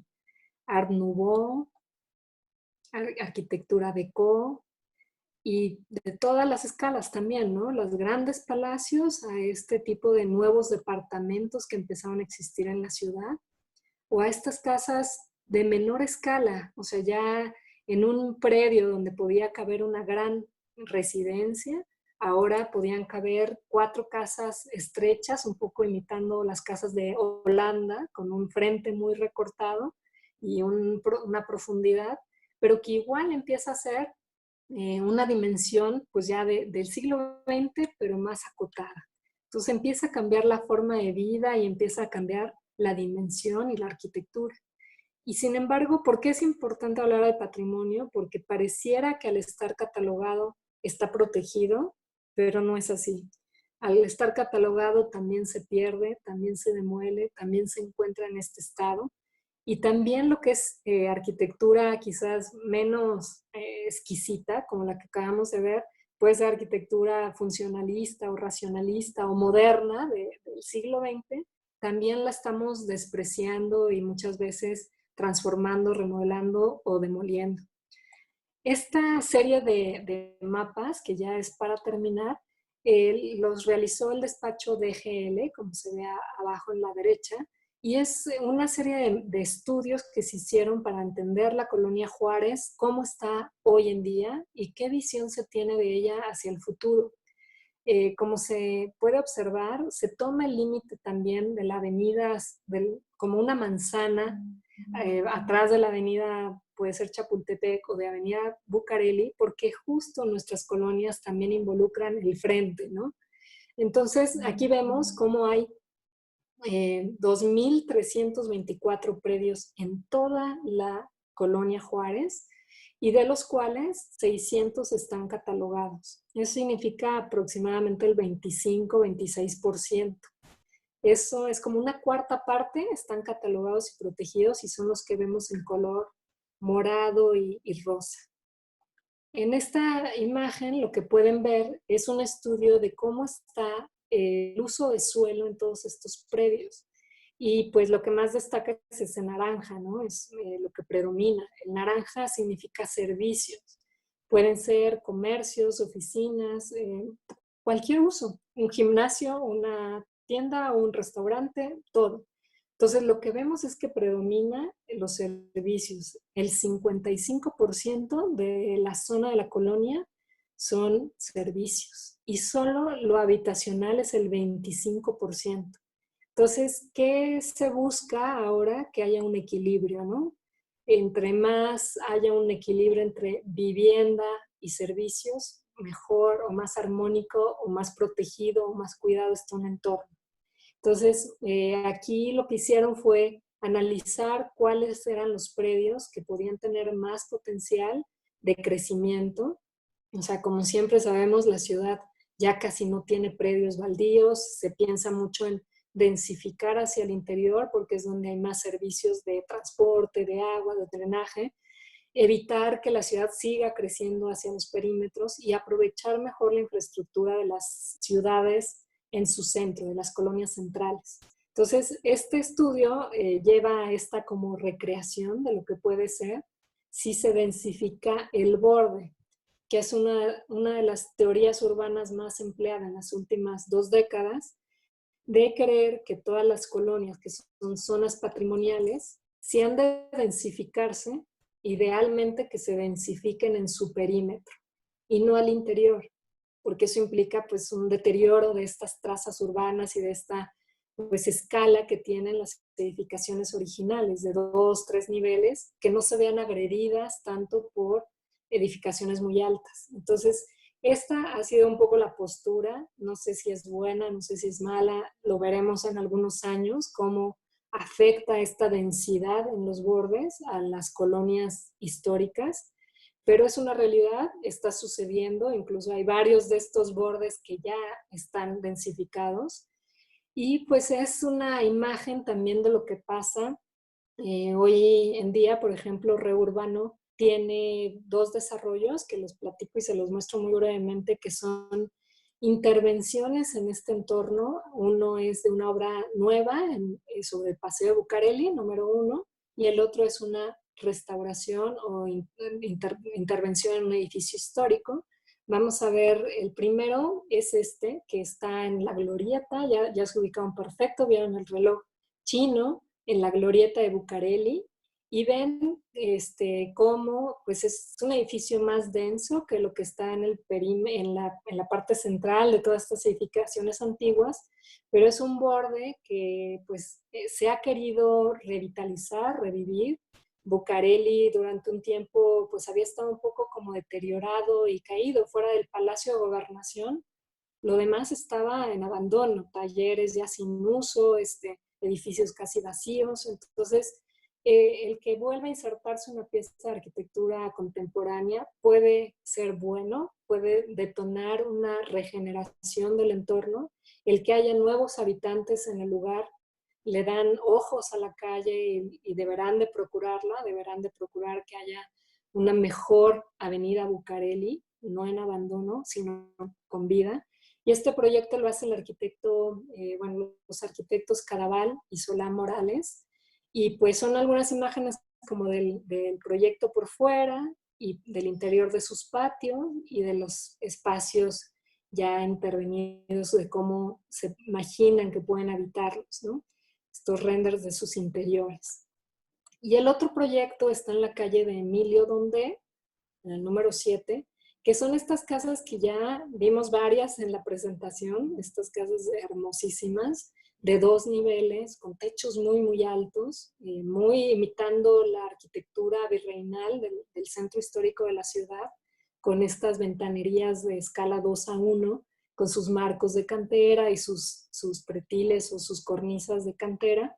Y el edificio, pues lo que se piensa es en estos espacios pues, originales, preservar al máximo su estructura, su imagen, la proporción de las ventanas, de las escaleras, y hacer una intervención que lo vuelva a la vida otra vez con un proyecto de intervenirlo en los espacios. Este proyecto es de 2 arquitectos que se llaman Juan Carral y Luis Musi.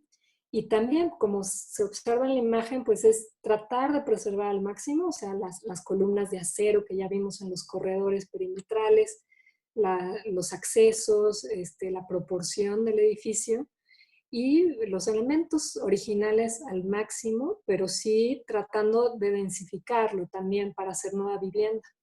En el marco de la izquierda, que les pongo este marco naranja, es como imaginar que un piso de los de antes se convierta en esta vivienda de 2 pisos o de tapanco, ¿no? O sea, ya saben, antes eran casi 5 metros de alto los espacios interiores, entonces se puede adaptar muy bien para tener el espacio público abajo, la sala comedor y el espacio de dormir arriba en un tapanco.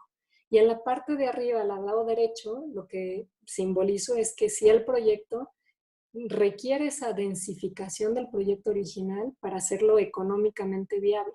Entonces el edificio crece a partir de la azotea o del pretil con otra vivienda en la parte superior que genere esa viabilidad y rentabilidad del proyecto. Y es otra vez renders de cómo se imagina que puede transformarse este edificio ahora abandonado, pero ya en proceso de transformación y de cambio, y de cómo pueden aprovecharse esos espacios antiguos. Realmente viendo cada uno de los departamentos es como, y viendo la planta arquitectónica, se pueden dar cuenta que prácticamente se reaprovecha, se reutiliza o se hace una restauración e intervención aprovechando los muros originales y las distribuciones originales de esta gran casa.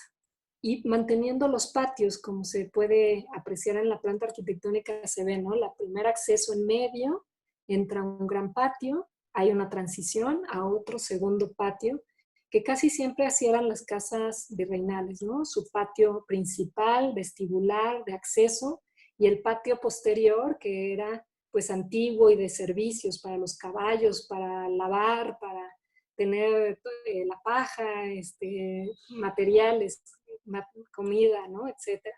Entonces, realmente el proyecto lo reaprovecha o lo reutiliza. Entonces, aquí terminamos esta parte.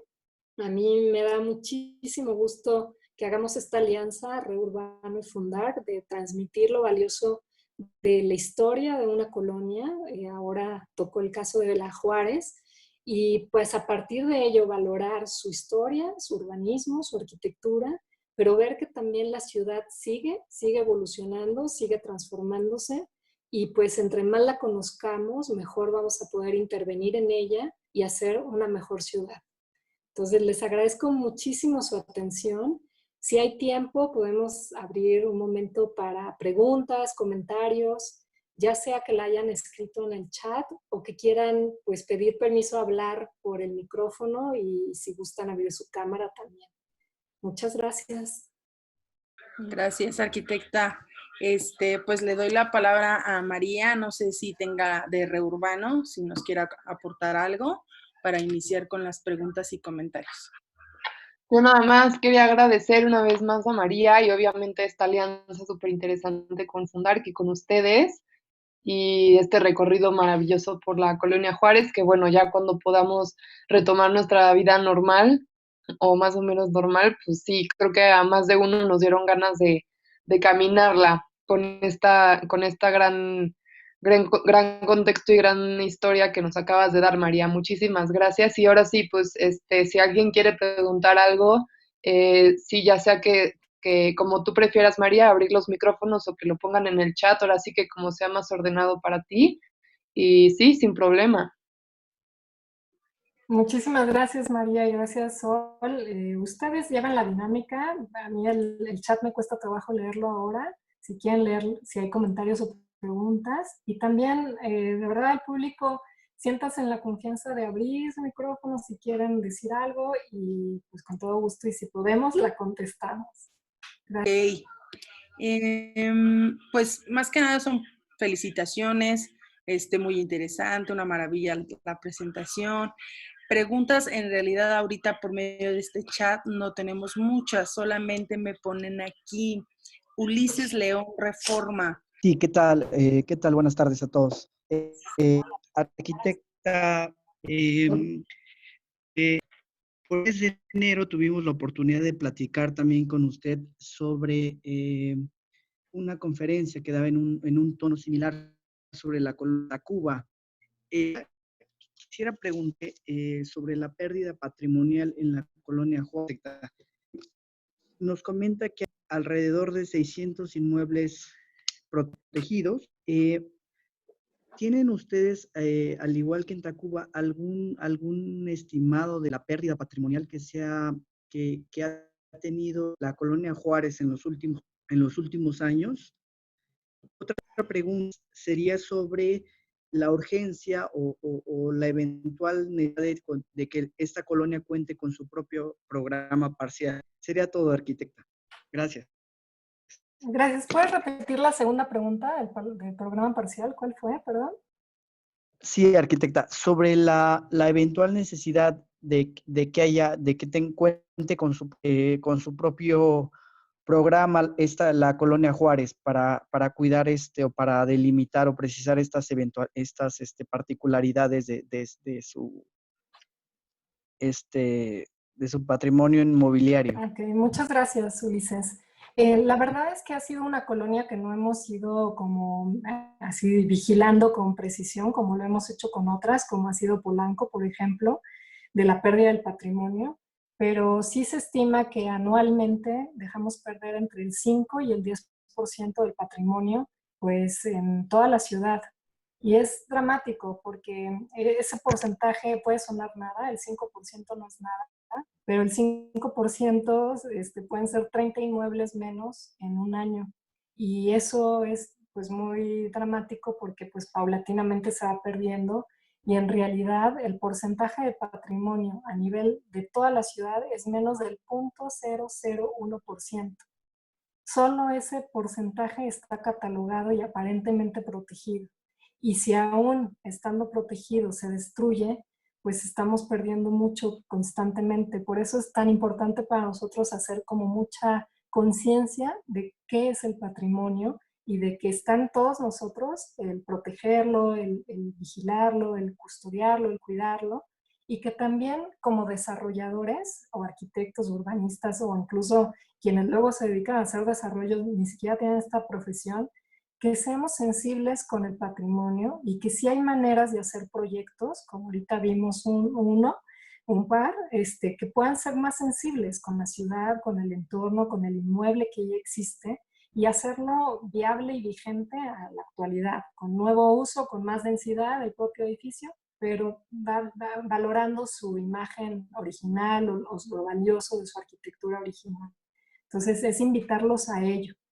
Y la otra es que del plan parcial, sí, como vieron, muchas de estas imágenes que hace el despacho de GM para tratar de hacer este plan parcial de la Colonia Juárez, sí es bien importante porque creo que los mecanismos de los instrumentos urbanos al final van determinando lo que se puede hacer en nuestra ciudad. Y si no tenemos un plan de desarrollo urbano específico para una zona, se puede ir a generalidades que no le hagan bien a nuestra colonia, que es única y especial.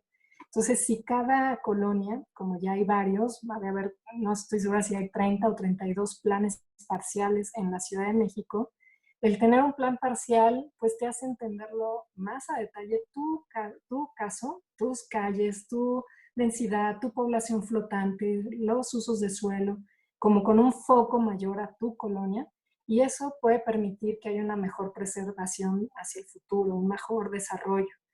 Y en el caso, por poner el ejemplo de Polanco, a partir de tener el plan parcial de Polanco, se pudo detener una destrucción que estaba siendo mucho más constante y sistemática de su patrimonio a favor del desarrollo inmobiliario. Y ahorita está mucho más contenido.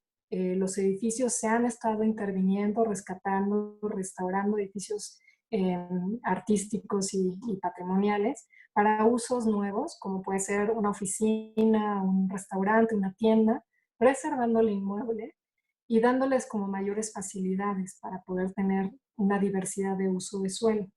La otra es que también, por ejemplo, igual que se plantea aquí en La Juárez, el densificar el perímetro se vio como una medida para tratar de que en vez de que toda la colonia en su interior se vaya desmembrando con demoliciones y construcciones de edificios de distintas alturas, como nos pasó muchísimo en los años 70 y 80 y 90 en la ciudad, que es resultado de lo que vemos hoy en día en muchas colonias. Está así la casita de 2 pisos, el edificio de 8, el de 12, la casita de 1 piso, etc. Ese desorden visual, tratar de corregirlo a partir de estas políticas de hacer el cinturón en el perímetro de densidad y que adentro hay un poco más de armonía. Entonces, también puede servir, lo estamos viendo, a ver si funciona, a ver si es bueno. Y creo que, le digo, los instrumentos urbanos pueden ayudar a mejorar un entorno desde adentro, ¿no? Viéndolo con mayor detalle, con mayor atención. Ahora le... Gracias. perdón, adelante.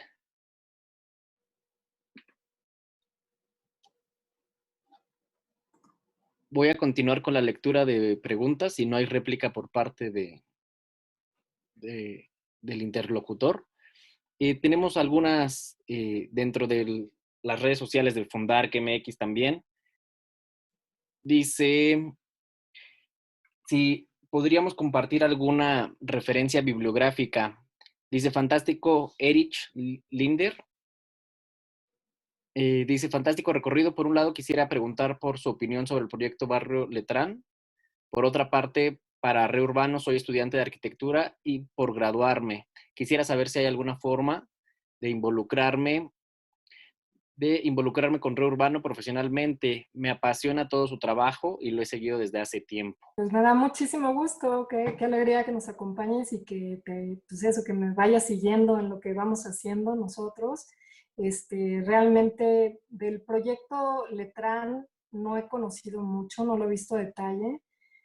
Sin embargo, sí he sabido que ha sido un tema como muy recurrente, yo creo que ya desde hace 10 años, de tratar de reactivar todo ese eje.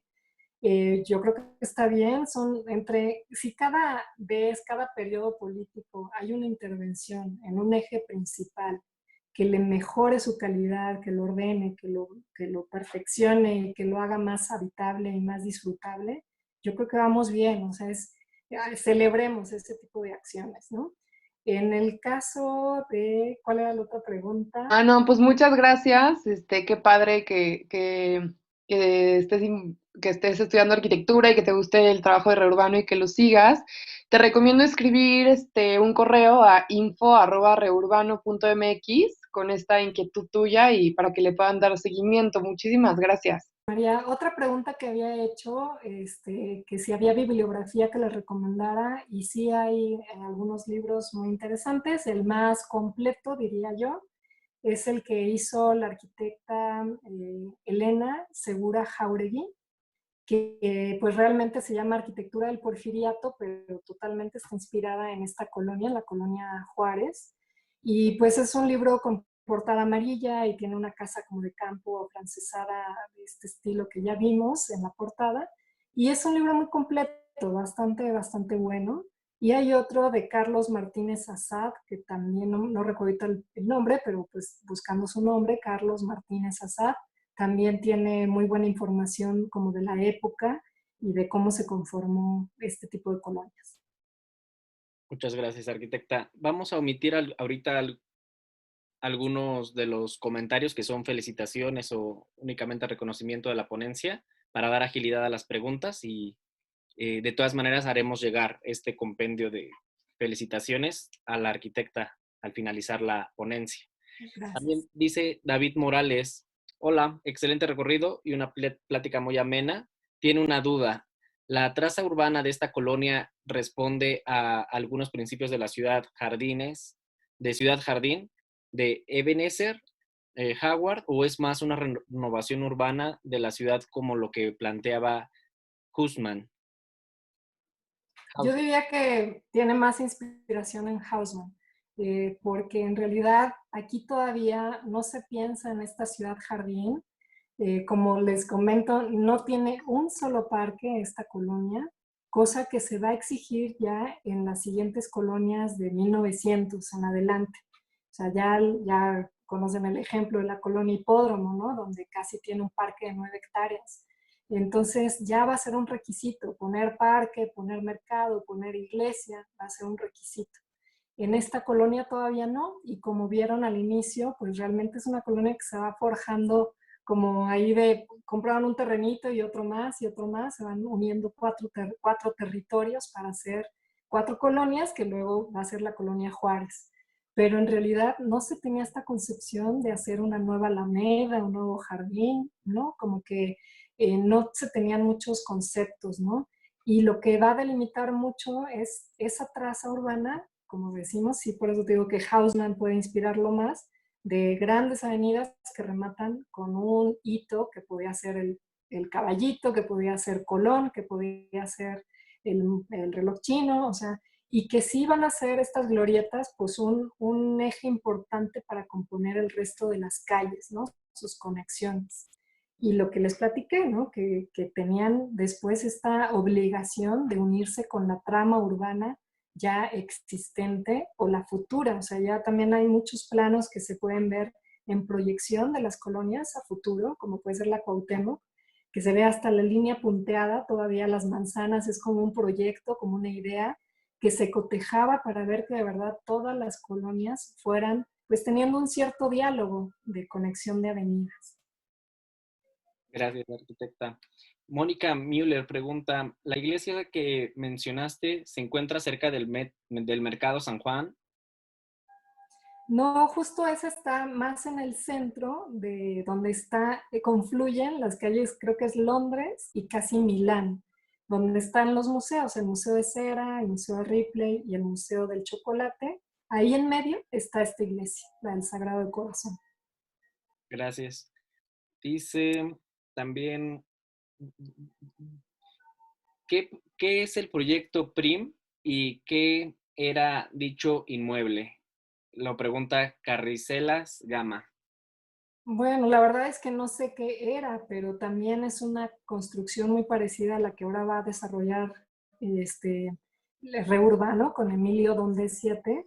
Es una casa también tipo virreinal, con dos niveles de gran altura, con su patio al centro, etcétera, y lo que pues es que se ha convertido en una galería artística y de multimedia y de actividades lúdicas y efímeras constantes.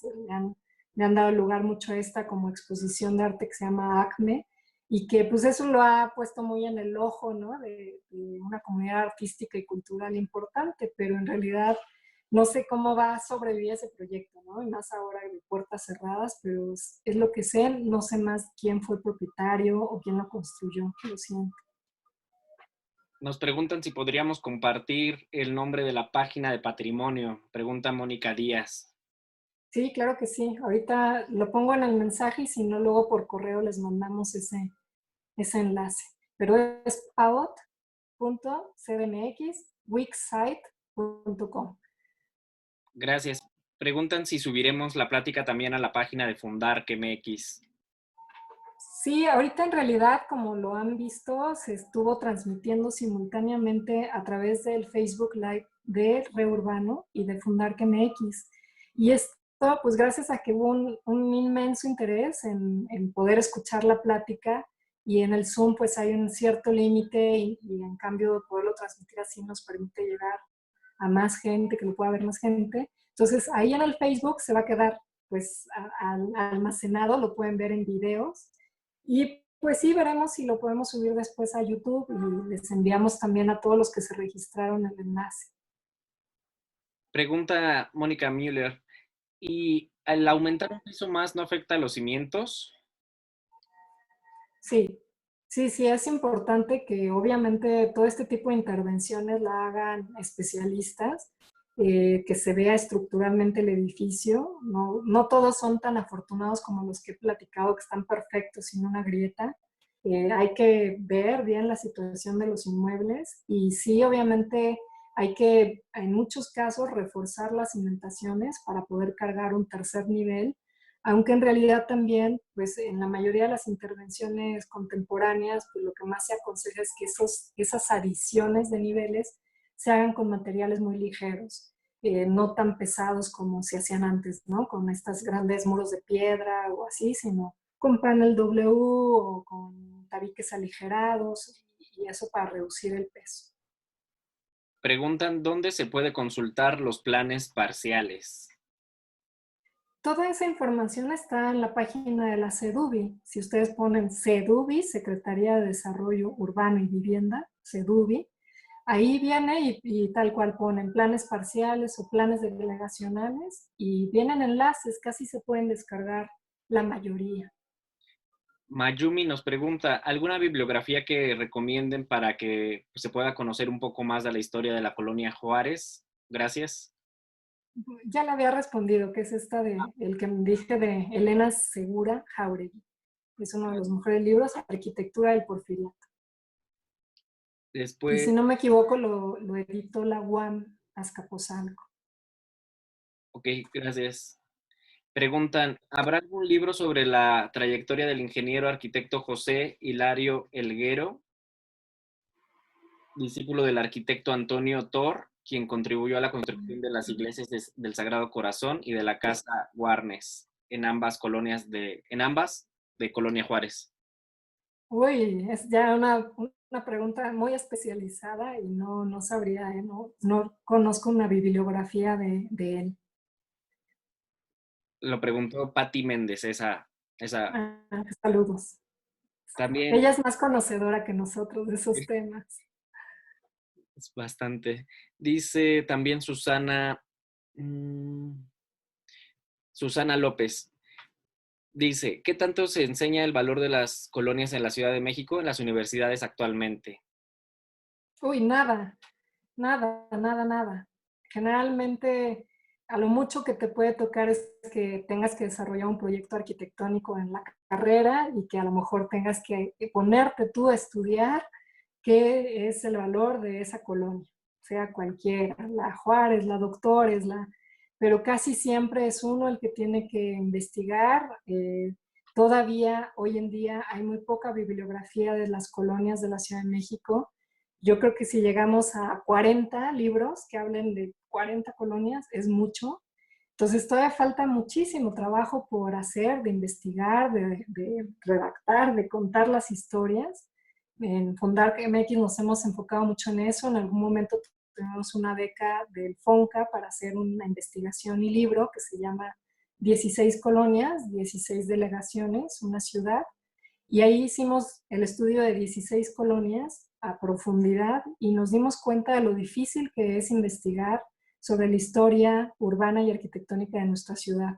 No hay un archivo concentrado de ello, no hay donde esté todo junto, todos los planos, toda la historia, quién lo construyó, quién lo proyectó, quién fue el urbanista, quién es, o sea, nos falta tanta información que ir reuniendo que ojalá lo podamos lograr porque es fundamental para tener ese valor y apreciación y una mejor manera de hacer arquitectura que vaya mucho más con el lugar.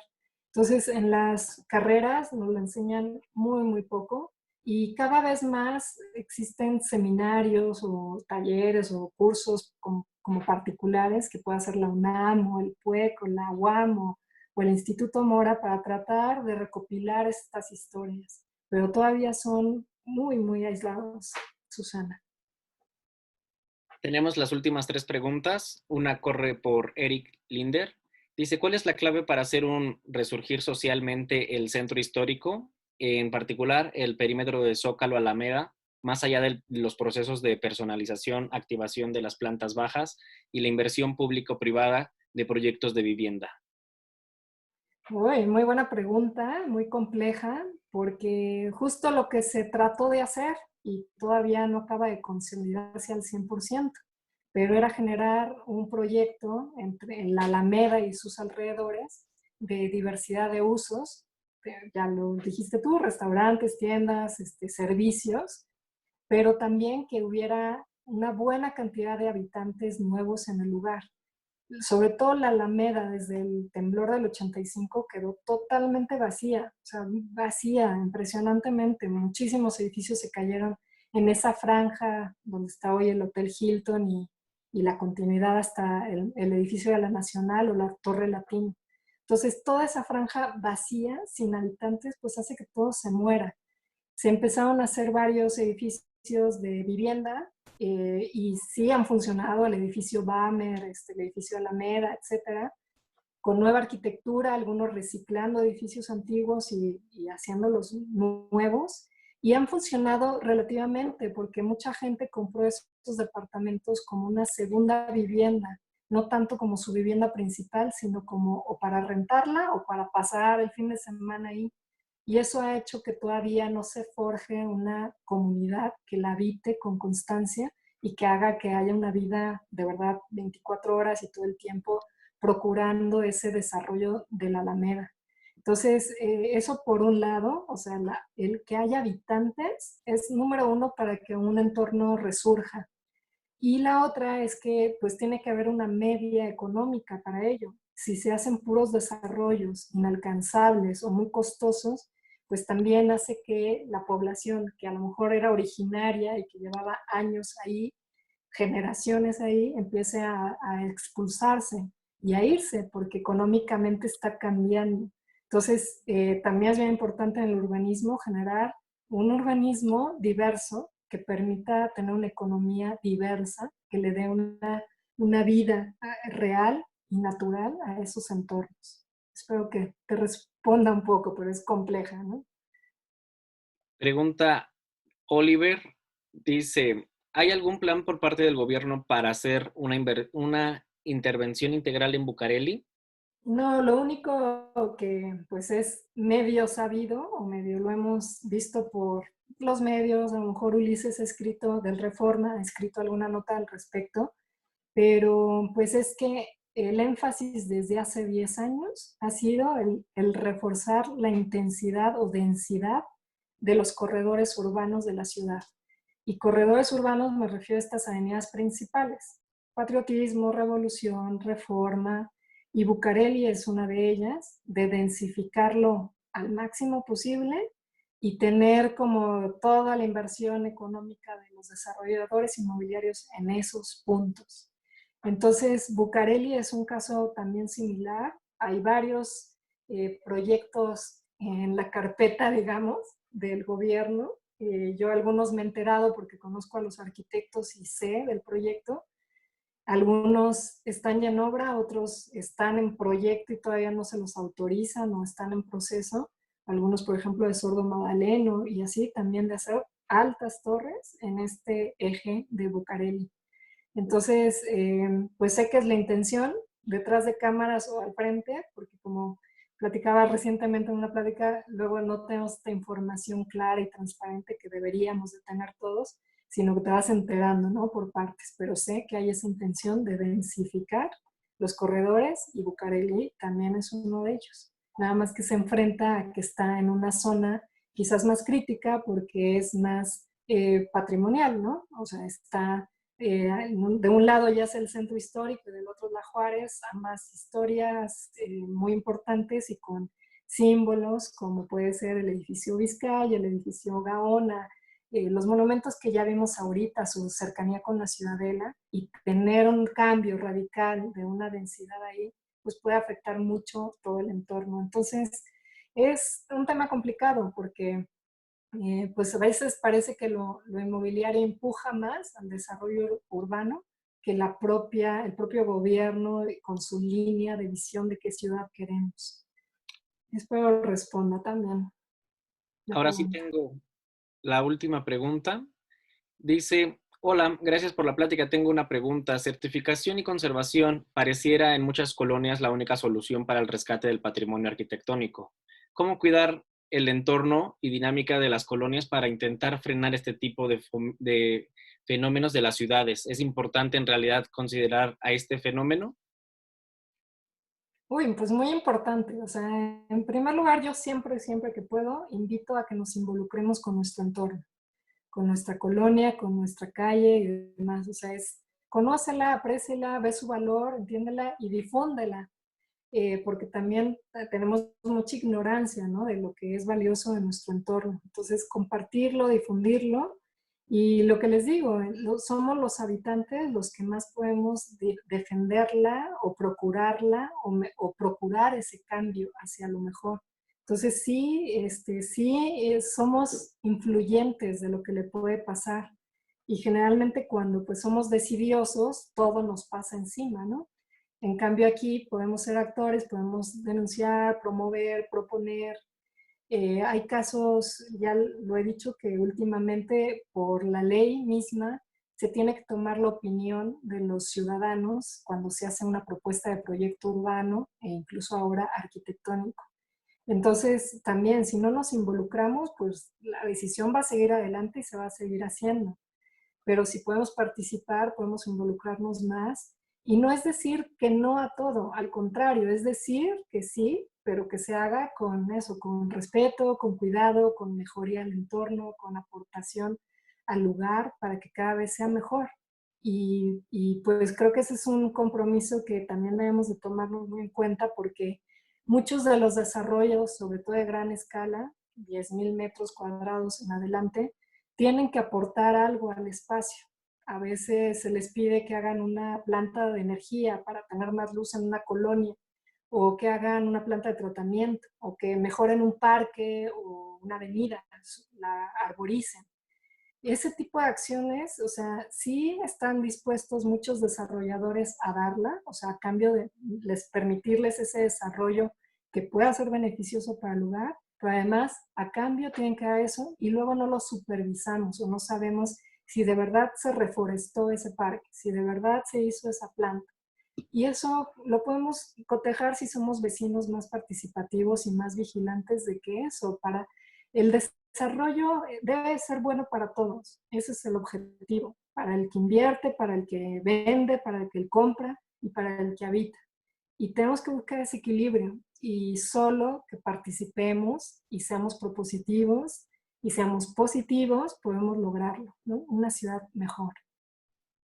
Con eso concluimos la parte de preguntas y respuestas, arquitecta. Le agradezco bastante que nos haya dado retroalimentación con todas las respuestas a todas las preguntas, tanto en redes como en Zoom.